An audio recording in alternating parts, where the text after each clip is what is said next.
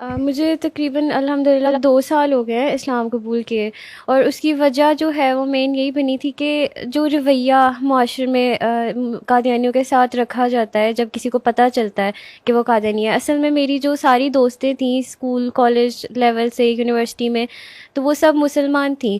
تو مجھے گھر سے ہمیشہ اسی چیز کی ترغیب دی جاتی تھی کہ آپ نے کسی کو بتانا نہیں ہے کہ آپ قادیانی ہو، اور اگر پتہ چل جائے تو پھر چھپانا نہیں ہے. وہ اپنے آپ کو بہت بہادر ظاہر کرنے کی کوشش کرتے تھے، تو میں ہمیشہ چھپاتی رہتی تھی، اور یہ چیز مجھے بہت تنگ کرتی تھی کہ ویسے دیکھا جائے تو کوئی ڈفرینس نہیں ہے، تو پھر مجھے کیوں چھپانے کو کہتے ہیں.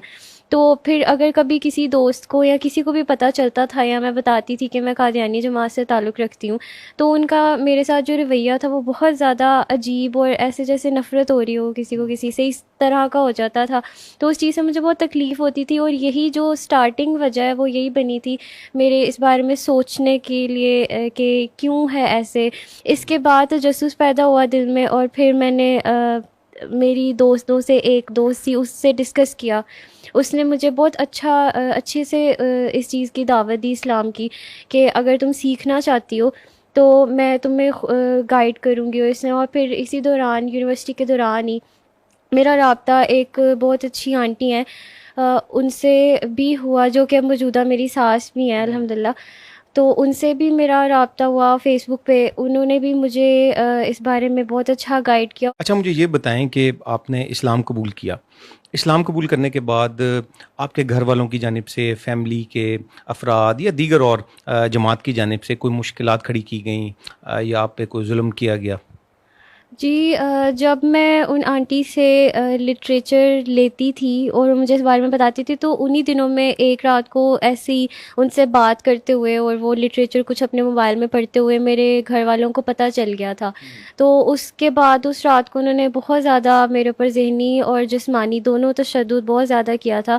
اور عارضی طور پہ اس وقتی طور پہ میری گھر سے نکلنا، تعلیم، ہر چیز بالکل بند کر دی تھی، اور جان سے مارنے تک کی دھمکیاں دی تھی. اور ایون یہ بھی بابا کہہ رہے تھے میرے کہ وہ کسی کے ساتھ بھی میرا فوری نکاح کر دیں گے. وہ اس قدر جو ہے یعنی زبردستی کسی کے ساتھ بھی نکاح کر دیں گے؟ بالکل کسی کے ساتھ بھی زبردستی نکاح کر دیں گے، صرف اس لیے کہ میں جماعت سے باہر نہ جا سکوں.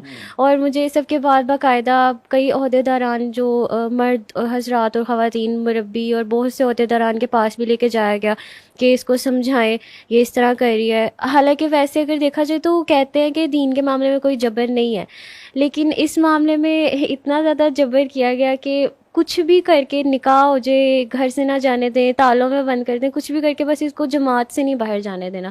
تو بہت عرصے تک میں اس تشدد ذہنی جو بہت زیادہ تھا اور جسمانی بھی اس سے گزرتی رہی ہوں. پھر انہی حالات کی وجہ سے، کیونکہ میں پڑھ بھی رہی تھی، پڑھائی بھی میری جاری تھی، اور بہت زیادہ یہ تشدد بھی تھا جو کہ ایک نارمل انسان کے لیے برداشت کرنا بہت مشکل ہو جاتا ہے.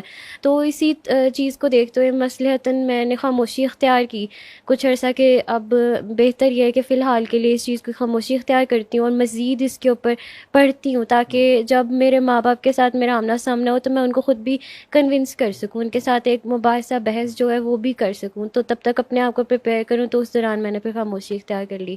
تحفظ ختم نبوت، ناموس رسالت، رد قادیانیت، حالات حاضرہ اور دیگر اہم ملکی و بین الاقوامی موضوعات پر مبنی مستند اور معلوماتی پروگرامز دیکھنے کے لیے KTV آفیشیل کے YouTube چینل کو سبسکرائب کیجیے.